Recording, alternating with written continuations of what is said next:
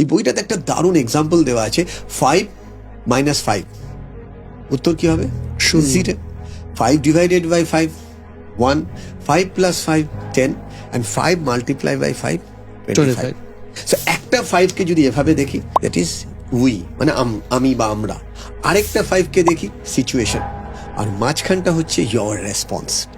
So তুমি যদি multiply মোডে থাকো, যখন সারা পৃথিবী নেগেটিভ কিন্তু তোমার মধ্যে সেই মাল্টিপ্লাই মোডে আছো। করোনার সময় একটা কথা খুব ফেমাস হয়েছিল, কেউ এটাকে ভালোভাবে নিয়েছে, কেউ এটাকে পজিটিভ ভাবে নিয়েছে, নেগেটিভ ভাবে নিয়েছে। ব্যাপারটা কি, আগার বাহার নেই যা সকতে হো অন্দর তো রহ সকতে হো, মানে যদি বাইরে না যেতে পারো ভেতরে তো থাকতে পারো। কথাটা দুরকম মানে, একটা ফিজিক্যাল মেটেরিয়াল মানে বাইরে যেতে পারছো না, বাড়ির মধ্যে থাকো। আরেকটা হচ্ছে এখানে বাড়ি মানে কি নিজের মধ্যে নিজে যাওয়া, মানে বাইরে তুমি বেরোতে পারছো না কিন্তু নিজের ভেতরে তো যেতে পারো। মানে বাড়িতে বসে 10টা বইয়ের পাতা তো উল্টাতে পারো, তাতে তো নিজের মনের ভেতরে তোমার গ্রোথ হচ্ছে।